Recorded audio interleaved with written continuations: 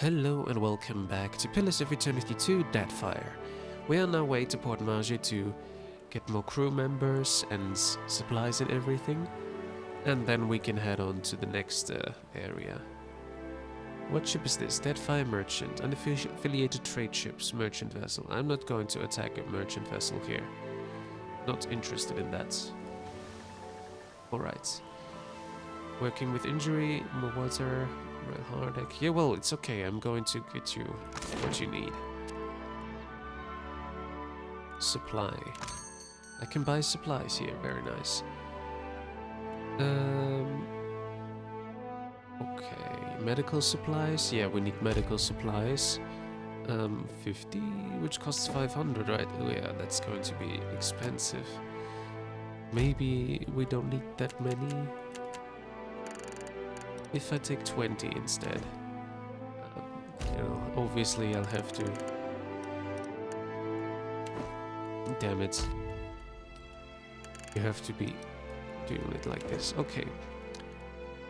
Does it say how many we have? Medicine? We actually have medicine. So how do I make her better? I don't know. Alright. Cannon shots. We do have some cannon shots here. Let me buy like 10 more of these. We have to be careful with the money though. Repair supplies. We have already full. Okay. Water. Yeah, water might be good. Water costs how much? I didn't see. 2. Okay. Then I can buy like 50 of those. Okay, 50 water and food. Supply food. Heart attack. Ship crew morale -1. Rice. Ship crew morale +0. Let's buy the fresh fruits. That's going to help us.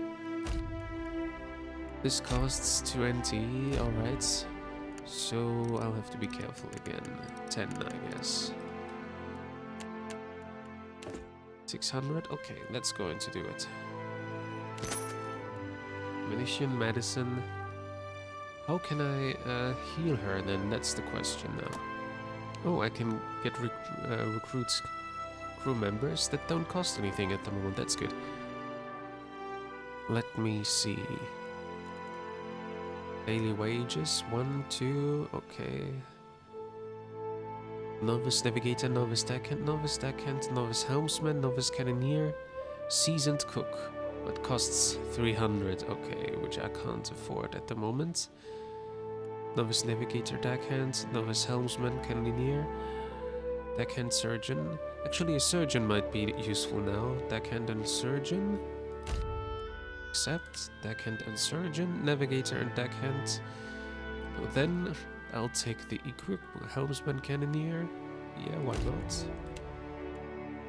Okay, I think it would be actually good to have a cook. 300. Maybe I'm gonna sell something to get 300. Something like this, which I never use probably. Spark crackless, yeah. White leaf, stun bomb. Yeah, I'm currently not going to use any bombs. Affitune self. Scorching venom. And blessed incense. Okay, well, this will give us enough already to be able to recruit the cook. Yes. Now we recruited 3 people. Is that going to be enough? Sail heath, whole health. Doesn't say how many crew members we would have here. Well. And also I should dismiss this one and get Seraphin in the team. Alright. I think we're good now. Level 1, yeah, I'm not gonna retrain, but that's stupid, because I'm gonna retrain them anyways. Alright, I think that's all we need to do. Refill ship supplies? Oh, we could do it like that. Choose quantity for each type of supply. We can make it completely for 1,530. We don't have the money for it, but that's nice that we have the option to do it automatically like this. Alright, I think we're good. How do I...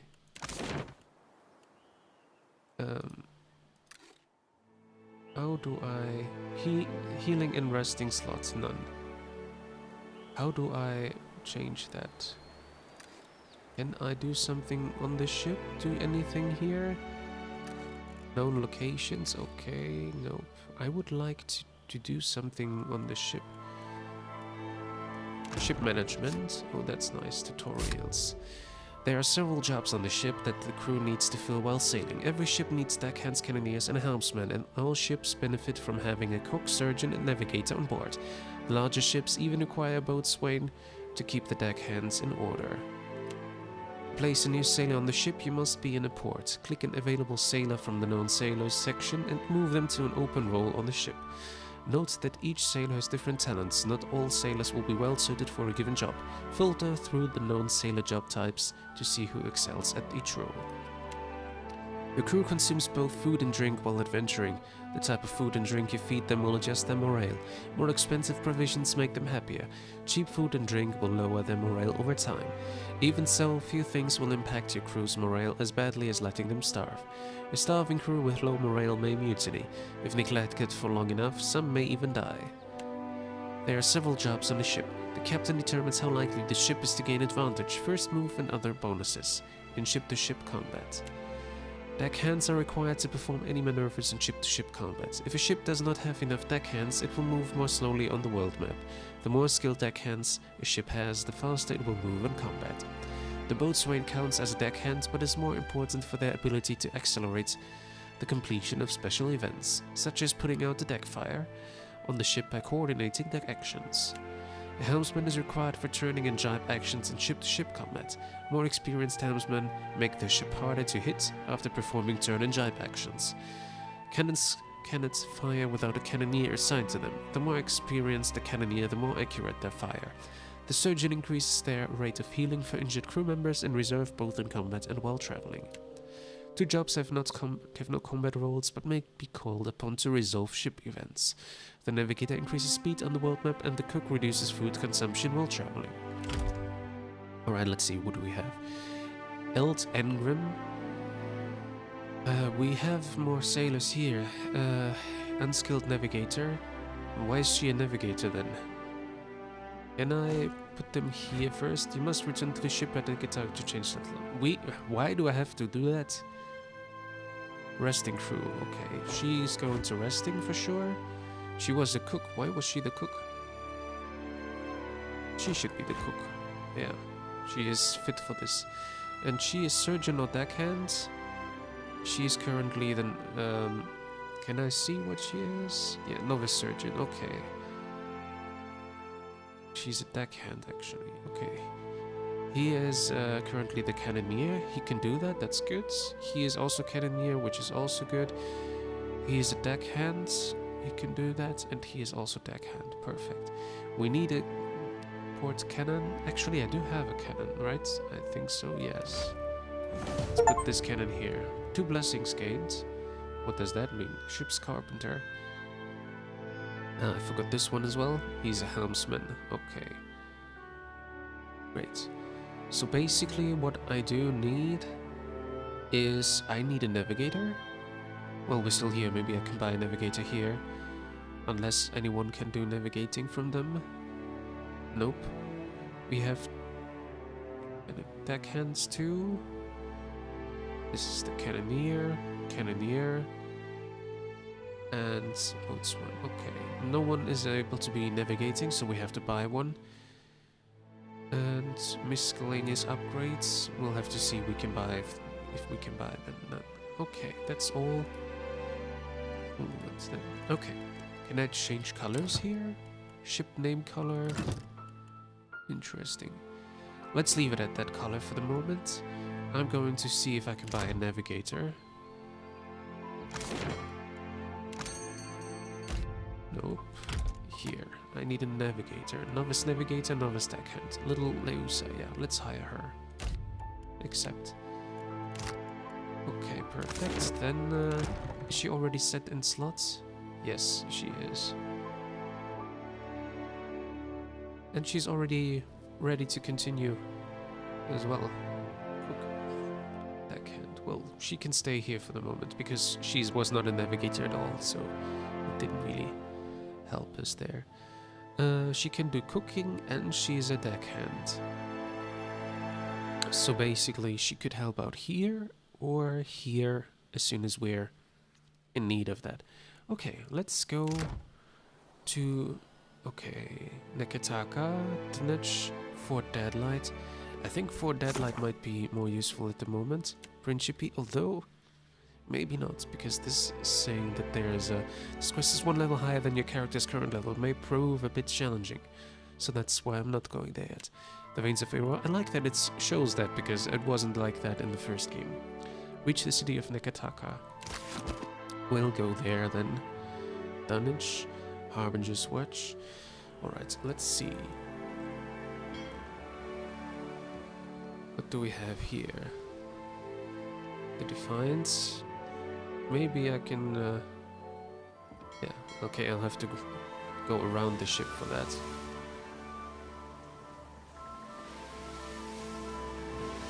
The one thing I wanted to check... Food, yeah. We do have food here, but both of these are giving -1 in morale. So it might be good to give something in plus morale. Yeah, let's put some beer here. Can I put it in front and the water behind? Yes, so that we at least give a little bit of plus. Heart attack, rice, damage taken, resolve dexterity, rice, white jennifer, hagfish, arak, dexterity, damage taken. Okay. Pork. Yeah, let's put some pork here. And the heart attack behind. Ale is doing something good, yeah, as well. So put the water here. Rice, wine. Actually, let's put some wine in the middle. Okay.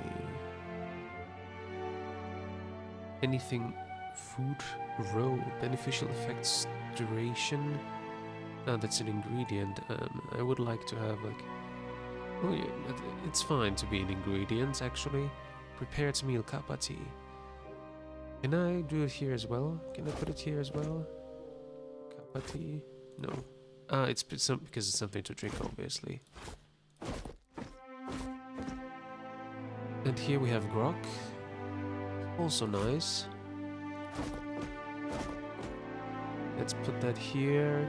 I don't want to take everything here because then we might need it for ourselves, but a little bit of things. What do we have here? Poultry? Yeah, why not? And vegetables.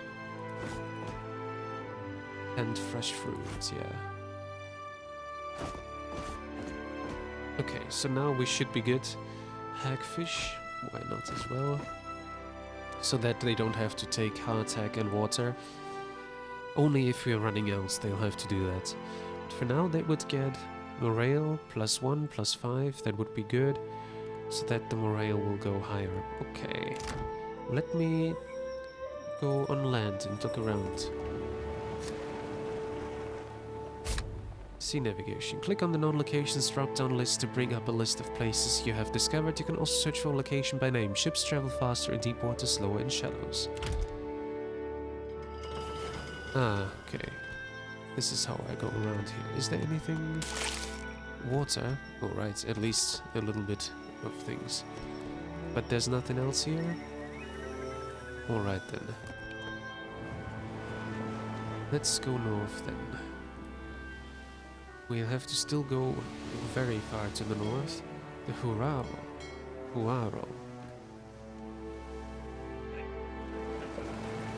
You're sailing past the reef when Shield's sister Dahlia shouts out, pointing to port. There lists a ship stranded in the middle, perched on a narrow shoal. It tips and rolls with the passing waves. Hanging from its mast is a blue flag showing an image of a crescent moon sinking beneath the waves. Your crew gathers around, murmuring in low, excited voices. Little Lusa rushes to the railing. Captain, that's a gift-bearer ship. No telling what sorts of treasure it's got. Ikiuk snorts. Gift-bearers carry sentimental junk, worthless stuff. No, that's a smuggler's ship. It's a classic disguise. Rundown brigadier spits into the water. Then it's a fucking stupid one. Gift-bearers only visit landlocked settlements. That's a trap. Uh, Thoughts? Ready the guns. The cannoneers need the practice. Continue on our course. Thoughts? As someone who might know a lot about survival, I guess? Or something else. Maybe Jyoti, because we met her here? Yeah, let's ask Jyoti. My sickle cuts through smugglers just as easy as any kid. Easier, maybe. Licking her bottom lip, Jyoti studies the seemingly stranded vessel. Impassioned, Seraphin's eyes close as he nods along. Okay, they want to fight? Well, why not? Prepare a skiff. We'll have to row out and climb the hull. You row the skiff above the reefs, the waves tossing it, the bottom of the small boat occasionally scraping across the jagged structure below. You tie off on a snag of coral next to the wreck. The water is rough and the hull slick with brine, but you're able to find purchase between the shifting planks. Climb up.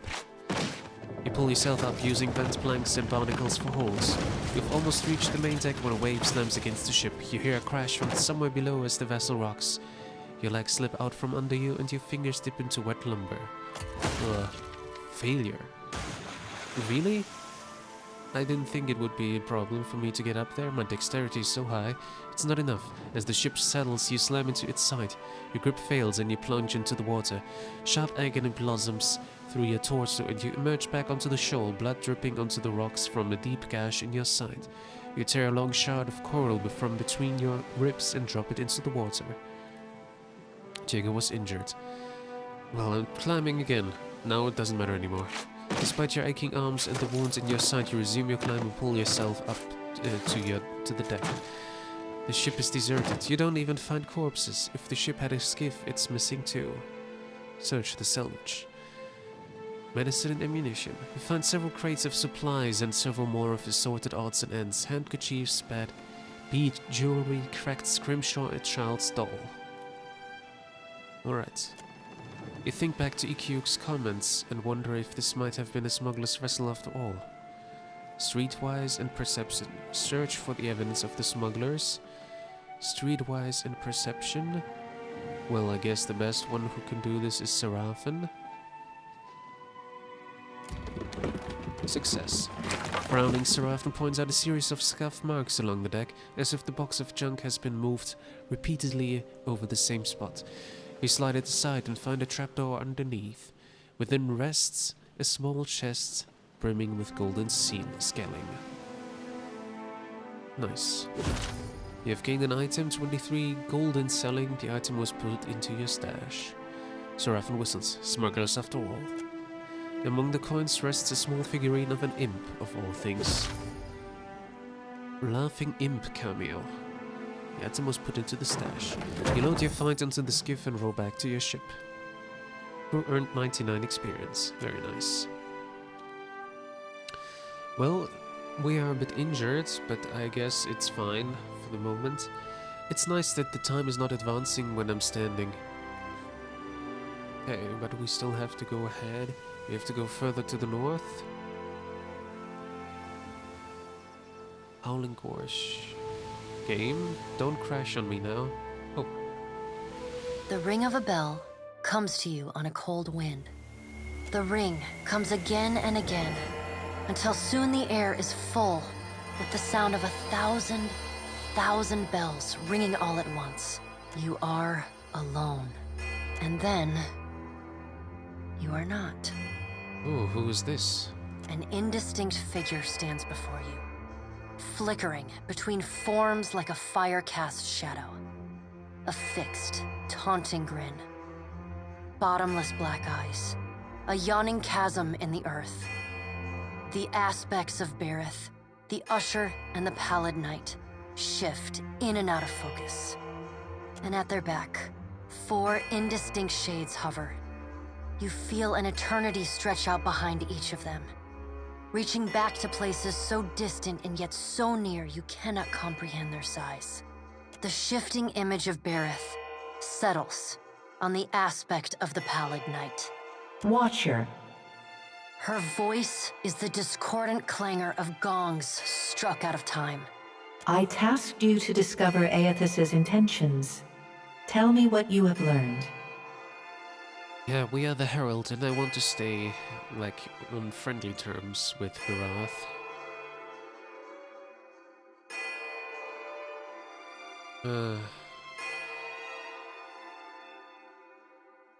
He's draining souls from veins of luminous Adra. The pallid knight knits her brows. He does not seek to return to the beyond? Intriguing. Her sickly pale skin pulls tight across the bones of her face, as if the shell of this aspect does not quite fit the impossible creature it contains. The figure nearest Berith dissolves and reforms in the image of a thin-lipped, ancient crone whose face has felt the melting kiss of fire. The goddess Wodika strides forward. Wodika. Justice, law, oaths, promises, rulership, vengeance, memory, and hierarchies. Does Aethys frighten you, Berith? He should. Magran subdued Aethys' influence once before, and yet he returned. From out of Wodika's shadow shuffles a hunched, bald man you recognize as the god Scan. His skin is mapped with swollen lash scars, and breath whistles through the ragged hole in his face, where his nose once was. God of defiance, violent rebellion, secret hatreds, coverts, plots, resentment, and envy. He does not speak, but stares up at Wodika, with naked loathing plain on his ruined face. Wodika steeples her long, knob-jointed fingers. We must annihilate Aethys now, before he makes a rash decision we cannot easily annul. She casts a sly look at the pallid knight from the corners of her eyes. A moon would do the job nicely. Andra, goddess of oceans, forgotten things, loss, relentlessness, and mourning. Given her relationship with the moon, I doubt Andra would approve of that plan. Wodika throws her head back and laughs. The sound is a dry, rasping bark. Andra could do with a new act. Her current one has grown rather stale. Where are the other gods? They see to their own affairs. You will speak to them in time, should you have the need. The figure beside the aspect of Berith flows forward in a swirling cloud of ash. The ash falls to the tiles and reveals a molten-skinned woman, leaning on a monstrous, wicked-edged broadsword. Magran's glowing lips curl in disdain. We must find a solution to the problem of Aethys that is neither do nothing, nor destroy the world. I acted in haste during the Saints' War. You will not goad me into doing the same now. To move against him while his plans are unknown would be the height of foolishness. We must find wisdom in precaution. What kind of precautions do you suggest? Magran looks at you as one might a wayward gob of spit on one's shoe. It is no business of yours what the gods decide. Another of the silent figures steps forward, and the warm, golden light of a summer's afternoon spills across your face. Is that Hylia? Let's all take Yes. a deep, calming breath. Perhaps cooler heads will prevail. Behind Helia's words, you hear the soft coo of doves. Helia, is it pronounced? Goddess of the sky, maternity, creativity, birds, song, invention, language, and the arts. Yeah, we have been allied with her at the end of the first game. Aethys has been separated from us for too long. Isn't it possible he intends only to gather enough souls to reclaim his realm in the beyond? He should be welcomed. You look up then into avian eyes. Through them, you see clouds of starlings converge and divide. What if he intends to betray you? Helia puts a feathered hand to her chest. He wouldn't. Betrayal is not in his nature. Scan shuffles forward. Yes, yes. We should welcome Aethys' return to the fold. His gratitude we can leverage to cajole him into divulging his plot. Then, when he believes himself to be in our good graces, we do as Wodika suggests. and crush him into the earth.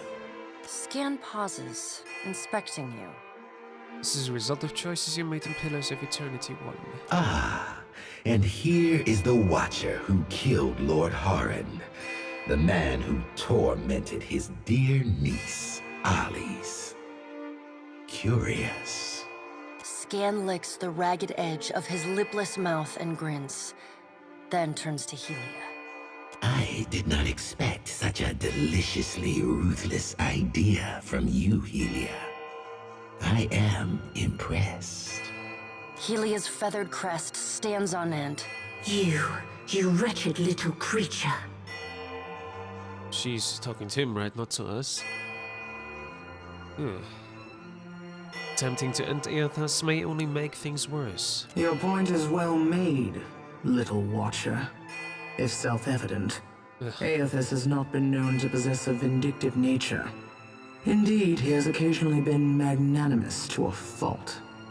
However, if we push him to the brink of reason, there is no telling what he may do. He is, as ever, unpredictable. Something akin to fondness creeps into her voice. Then what's the point of this exercise? The Pallid Knight gestures for silence. Aethys cannot be killed, but he may be subdued. Yet to do so will take immense power and time. Both stand in his favor. Magran grits her black glass teeth. That is why we must ascertain his plans before he has the chance to put them into motion. She begins to pace. Her steps leave little trails of fire in her wake. Magran stops and balls her hands into flaming fists. Even if we manage to destroy his current form, there is the possibility he could return, if he has not already absorbed all of his children. Absorbed his children? I don't understand. The Pallid Knight casts a cold, cutting glare in Magran's direction. Magran speaks too freely. That knowledge is beyond your ken, Watcher. Wodica waves the gods to silence. Aethys gathers strength. His strength is a threat to us. Her voice takes on a sharp, almost panicked edge. There is no sensible answer to the question of a resurgent Aethys other than decisive, final action. Something must be done, that's for sure. Your opinion is unasked for and unnecessary, but noted nonetheless. I won't care. You brought me here. If you didn't want me to speak, you wouldn't have brought me here. Though her tone is impassive, the banked fury in her eyes says well enough what she thinks of your interruptions. We will act when it is appropriate to do so, and not before. The Pallid Knight steps away from the half-circle of assembled gods. She pulls herself up to a great height. The words she speaks next come not from her mouth, but from all around you. Follow him, Watcher. The black of the Pallid Knight's irises expand until her eyes are as dark and cold as the void between stars. She bends down and brings her ghostly face level with your own.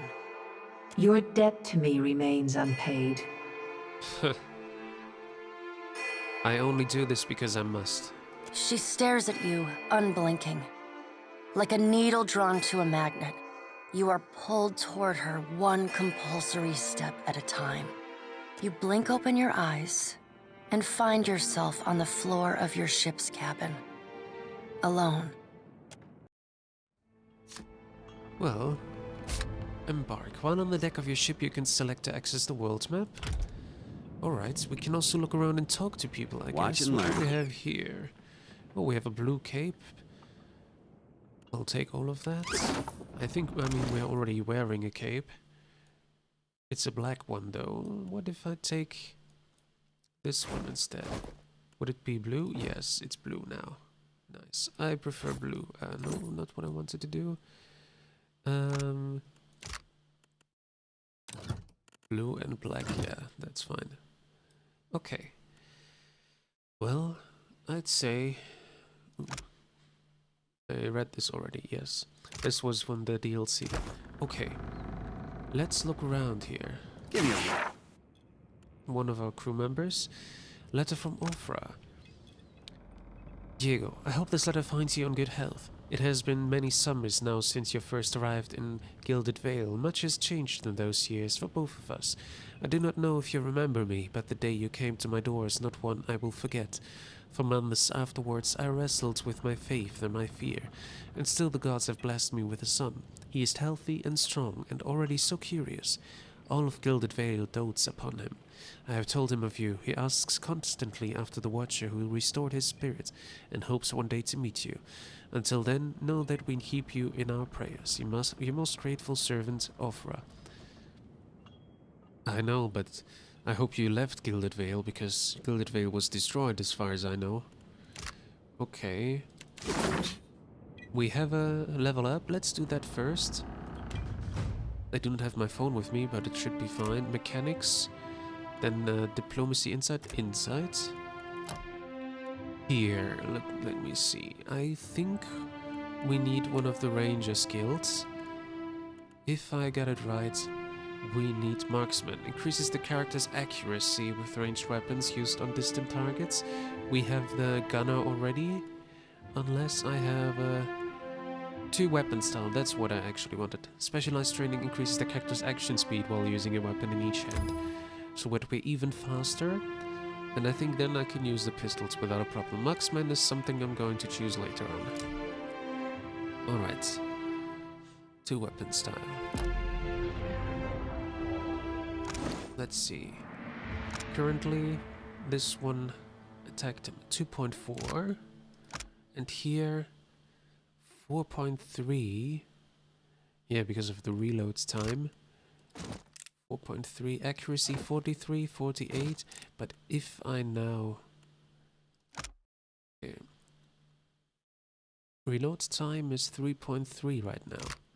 3.3 and 43. Right here.